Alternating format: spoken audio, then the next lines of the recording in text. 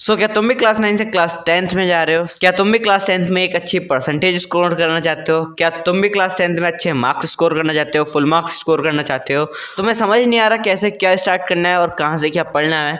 तो आज की इस वीडियो को एंड तक देखते रहना। ये वीडियो सिर्फ तुम्हारे लिए है, काफ़ी ज़्यादा रॉ वीडियो रहने वाली है, काफ़ी ज़्यादा सिंपल रहने वाली है। अगर तुम अच्छे से मेरी बात को सुनते हो, समझते हो, so you can score your desired percentage. तो वीडियो को चलो स्टार्ट करते हैं। फर्स्ट पॉइंट, पहले फोकस करना SSM मतलब science, social science and maths पर। सबसे पहले अपना मैथ्स, साइंस एंड सोशल पर फोकस रखना, क्योंकि यहाँ पर तुम्हें अच्छे मार्क्स स्कोर करने के लिए कॉन्सेप्चुअल क्लैरिटी चाहिए होती है, जिसके लिए तुम्हें अच्छे से लेक्चर्स वगैरह को देखना होगा, अच्छे से नोट्स बनाने होंगे, नोट्स का रिविजन करना पड़ेगा मल्टीपल टाइम एंड NCERT पढ़नी पड़ेगी।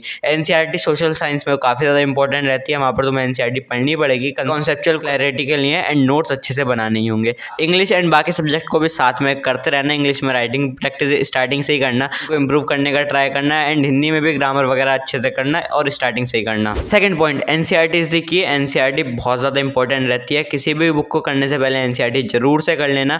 मैथ्स एंड साइंस में NCERT फिर भी इतनी इंपॉर्टेंट नहीं होती है NCERT की रीडिंग, बट सोशल साइंस में NCERT की रीडिंग बहुत ज़्यादा इंपॉर्टेंट होती है। चाहो तो तुम पिछले साल का सोशल का पेपर देख सकते हो या फिर इस साल का सोशल का पेपर देख सकते हो, तुम्हें पता चल जाएगा NCERT कितनी ज़्यादा इंपॉर्टेंट है। सो NCERT लाइन बाय लाइन पढ़ना एंड बहुत अच्छे से पढ़ना, इंपॉर्टेंट चीज़ों को हाईलाइट करना, इंपॉर्टेंट पॉइंट्स को हाईलाइट करना, सारे NCERT के क्वेश्चंस करना अच्छे से, NCERT के एग्जांपल्स करना, इंपॉर्टेंट क्वेश्चन को मार्क कर लेना, ताकि जब भी तुम फ्यूचर में रिवीजन करो तो एक बार इंपॉर्टेंट क्वेश्चंस को जरूर से देख लो। मैथ्स और साइंस में NCERT एग्जाम्पलर भी जरूरी होती है, क्योंकि वहां से भी बहुत ज्यादा क्वेश्चन उठ के आते रहते हैं सीधे एग्जाम में, तो NCERT एग्जाम्पलर भी करना मैथ्स एंड साइंस में। Third point, use best lecture and resources. देखो, अगर तुम यूट्यूब से पढ़ना चाहते हो तो यूट्यूब पे बहुत अच्छे अच्छे लेक्चर अपलोडेड है, बट तुम्हें थोड़ा सा ढूंढना पड़ेगा। एंड इफ तुम किसी भी बैच से पढ़ना चाहते हो तो तुम किसी भी बैच से पढ़ सकते हो, वहाँ पे तुम्हें डिटेल्ड लेक्चर्स दिए जाते हैं एंड बहुत अच्छे से पढ़ाया जाता है। तुम चाहो तो PW का बैच ले सकते हो, चाहो तो नेक्स्ट टॉपर का बैच ले सकते हो, इट्स योर चॉइस। बट अगर तुम यूट्यूब से पढ़ना चाहते हो तो कुछ मैं लेक्चर्स वगैरह बता देता हूँ, कुछ अपनी चॉइसेस बता सकता हूँ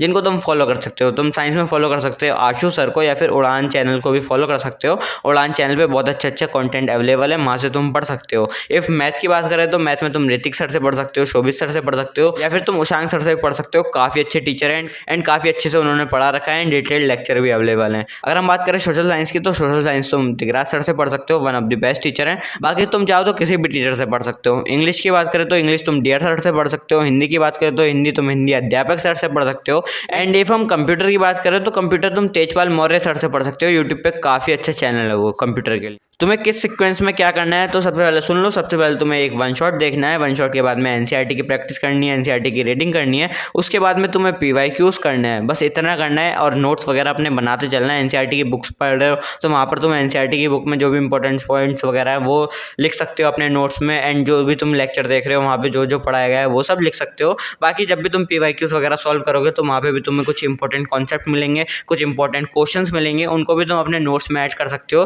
ताकि फ्यूचर में तुम बस उन नोट्स को पढ़ो एंड तुम्हारा कंप्लीट रिवीजन हो जाए उस चैप्टर का। Fourth point, make a proper schedule and follow it. मतलब डेली अपनी टू डू लिस्ट तुमको बनानी है, उस टू डू लिस्ट को अच्छे से फॉलो करना है। टू डू लिस्ट काफ़ी ज़्यादा रियलिस्टिक होनी चाहिए, तुम जितना पढ़ सकते हो उतने ज़्यादा पढ़ने की ट्राई करना। स्कूल से आने के बाद में मिनिमम तुम्हें 3 से 4 घंटे की पढ़ाई करनी है, एंड जिस दिन संडे है या फिर स्कूल नहीं जा रहे हो उस दिन तुम्हें मिनिमम 6 घंटे की तो पढ़ाई करनी है। उसके अलावा तुम कितनी भी पढ़ सकते हो। इफ तुम्हें ज़्यादा पढ़ने में दिक्कत रहती है तो तुम शॉर्ट ब्रेक ले सकते हो, पढ़ाई के बीच में बहुत सारी एक्टिविटीज़ कर सकते हो, चेस खेल सकते हो, जिससे कि तुम्हारा फोकस वगैरह इंक्रीज हो एंड तुम्हारी प्रोडक्टिविटी बढ़ सके। Now fifth point, regular revision and testing. तुम जितना भी पढ़ रहे हो उसको तुम्हें याद होना चाहिए एंड वो तुम भूलो ना, इसके लिए तुम्हें रिवीजन करना बहुत ज़्यादा इंपॉर्टेंट है। रिवीजन तुम हर संडे कर सकते हो। रिवीजन करना कैसे है, तुम्हें अपने नोट्स को रिवाइज करना है, नोट्स को याद करना है, नोट्स को पढ़ना है।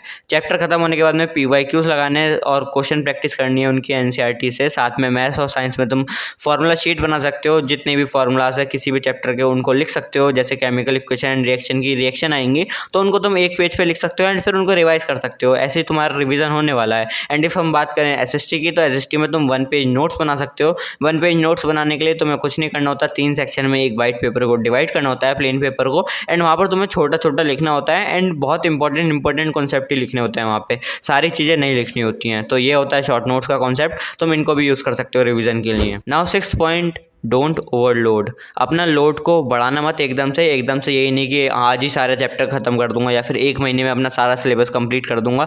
ऐसा मत करना। जितने अच्छे से अपना सिलेबस कंप्लीट कर सकते हो उतने अच्छे से सिलेबस कंप्लीट करो। अपने कॉन्सेप्ट को स्ट्रांग करो, जो तुम्हारे वीक टॉपिक्स हैं उनको आइडेंटिफाई करो, उनको पहले स्ट्रांग बनाओ, जब भी किसी आगे के चैप्टर पे जाओ। ऐसा नहीं है कि सारे चैप्टर पढ़ लिए उसके बाद में क्वेश्चन प्रैक्टिस कर रहे हो, ऐसा बिल्कुल मत करना। स्टार्टिंग से अपनी क्वेश्चन प्रैक्टिस बहुत अच्छे से करना, अपने टॉपिक्स को स्ट्रांग बनाना, अपने चैप्टर्स को स्ट्रांग करना एंड बहुत ही आराम से पढ़ना। ऐसा नहीं है कि एक ही महीने में सिलेबस खत्म कर दूंगा, ऐसा करोगे कुछ नहीं हो पाएगा, टाइम ही वेस्ट करोगे। तो इसलिए इंपॉर्टेंट ये रहेगा कि तुम आराम से पढ़ो एंड अच्छे से पढ़ो। तो ये थे कुछ important points and complete strategy. आगे बहुत सारी स्ट्रेटजी आने वाली हैं जहाँ पर मैं पर सब्जेक्ट की बात करूँगा कि पर सब्जेक्ट को कैसे पढ़ना है। एंड अगर तुम्हें कोई भी वीडियो चाहिए वो तुम कमेंट करके बता सकते हो, जितनी जल्दी मैं ला सकता हूँ उतनी जल्दी लाने का ट्राई करूँगा। आज की इस वीडियो में इतना ही था, मिलते हैं नेक्स्ट वीडियो में, तब तक के लिए बाय, पढ़ते रहो।